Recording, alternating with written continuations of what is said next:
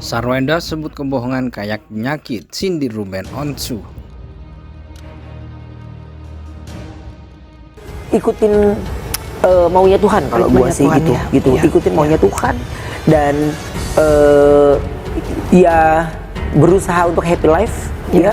Karena buat gue, Are you happy now? ya, gue happy setiap hari karena buat gue nggak punya, gue memang orang yang sudah terplan gitu Mel, gitu. Jadi kalau misalnya kadang-kadang agak lama respon, karena gue udah beberapa kerjaan gue yang udah nungguin gitu. Ya. Di jam segini gue di sini, jam segini gue sini. Udah planning semua. Iya, udah terplan semua. Jadi gue membaca WhatsApp itu pasti akan lebih lama. Ya, ya. Gitu. Understandable. Gitu. Jadi kalau pagi ini ya karena gue nemenin anak online jadi belajar kan, jadi gue sambil ngeliatin sambil masih bisa baca WhatsApp kan. Udah kayak mama ya, tetep sambil ya. kita buka-buka Google ya. Jadi jadinya Belajar ya, kok Say? sama ya gitu. Jadi maksudnya gue punya banyak waktu, tapi kalau udah siang kok malam tuh bener-bener baru malam baru blek baru megang. Bukan karena dia merasa sebagai seorang artis yang dipentingkan, hanya mau masuk pada saat dibutuhkan, bukan. Ternyata memang ada latar belakang beliau ya, memang kondisi fisiknya nggak boleh terlalu lama di tempat yang sangat dingin di studio. Enggak, Atau nggak pernah berat, semuanya mulus sesuai rencana? ya nggak ada lah. Maksudnya menurut aku nggak ada pernikahan yang namanya kayak semuanya mulus, itu kayaknya nggak mungkin. Cuman kan kalau aku selalu berpikir apa aja yang nggak oke itu lebih baik diselesaikan sendiri. Ya. Kalau ditambah pihak-pihak lain nanti jadinya nggak apa ya, pendapat atau keputusannya itu nggak konkret gitu. Terlalu banyak suara, terlalu Iya. banyak yang ngasih masukan. Even itu Jadi pusing. orang tua kita, Iya. ya kan? Jadi lu kalau misalnya ada masalah, lebih ke selesaikan. Lebih Berdua. baik selesain sendiri gitu. Oke. Kalau aku ya. Terus kalau gue ngobrol sama Ruben ya, gue tuh bukan gara-gara gue depan istrinya nih, Ruben tuh kuat banget ya. Jadi kalau datang, kalau nggak ditanya nggak berkeluh kesah, tapi ketika dia, ya nih kesehatannya lah, apalah kata dia tuh kalau tiap bangun, dia cuma mikir cerita hari ini apa ya.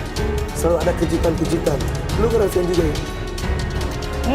Ya soalnya setiap hari kan nggak ada sesuatu yang bisa kita pastiin kan. Maksudnya mungkin kita bisa pastiin gini, tapi ternyata kayak tadi aja deh hujan tiba-tiba nggak bisa kan. Jadi ya setiap hari ya apalagi hari ini gitu. Dua-duanya.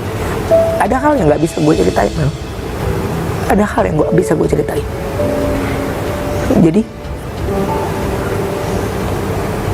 gue mau umur panjang, tapi ada beberapa hal yang sesuatu itu yang hanya Tuhan yang bisa jawab gitu. Hanya Tuhan yang bisa jawab.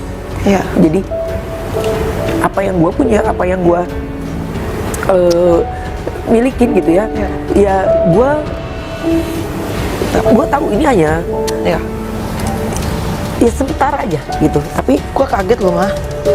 iya Mel, gue tuh, lu mau ngomongin gue tentang apa, gue nggak bakal sedih. Seorang Ruben justru energinya akan muncul kalau dia betul-betul memiliki banyak kegiatan. Orang kan beda-beda ya.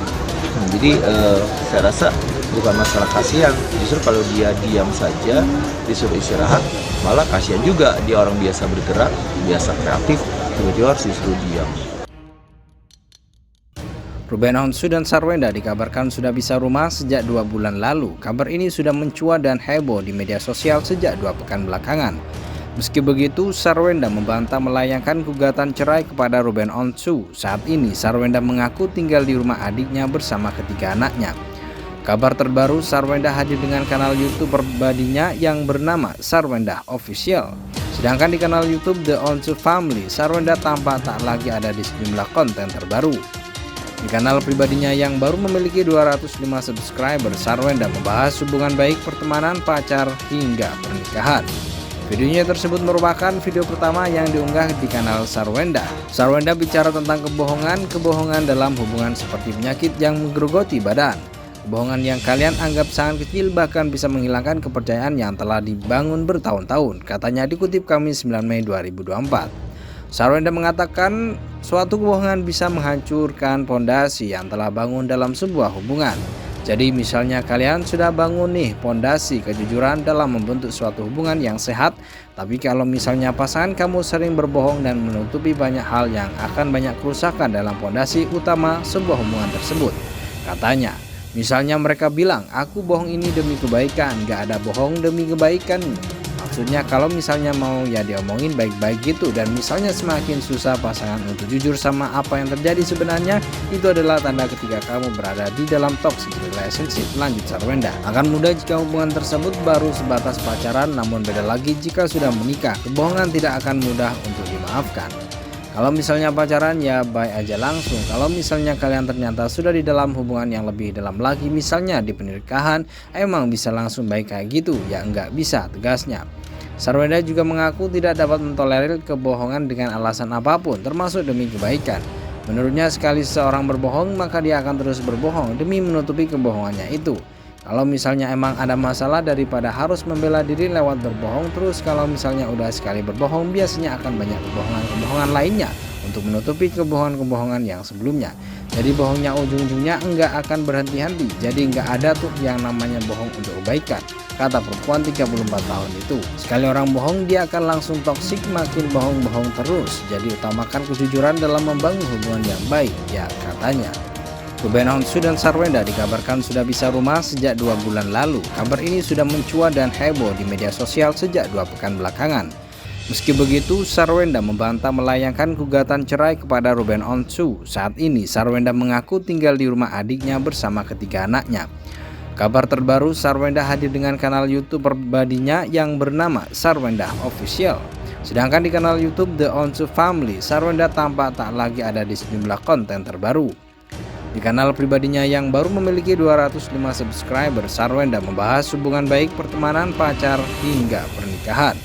Videonya tersebut merupakan video pertama yang diunggah di kanal Sarwenda. Sarwenda bicara tentang kebohongan dalam hubungan seperti penyakit yang menggerogoti badan.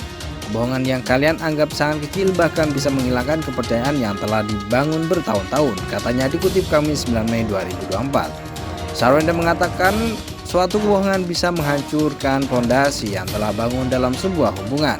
Jadi misalnya kalian sudah bangun nih pondasi kejujuran dalam membentuk suatu hubungan yang sehat, tapi kalau misalnya pasangan kamu sering berbohong dan menutupi banyak hal yang akan banyak kerusakan dalam pondasi utama sebuah hubungan tersebut. Katanya, misalnya mereka bilang, aku bohong ini demi kebaikan, gak ada bohong demi kebaikan. Maksudnya kalau misalnya mau ya diomongin baik-baik gitu, dan misalnya semakin susah pasangan untuk jujur sama apa yang terjadi sebenarnya, itu adalah tanda ketika kamu berada di dalam toxic relationship, lanjut Sarwenda. Akan mudah jika hubungan tersebut baru sebatas pacaran, namun beda lagi jika sudah menikah. Kebohongan tidak akan mudah untuk dimaafkan.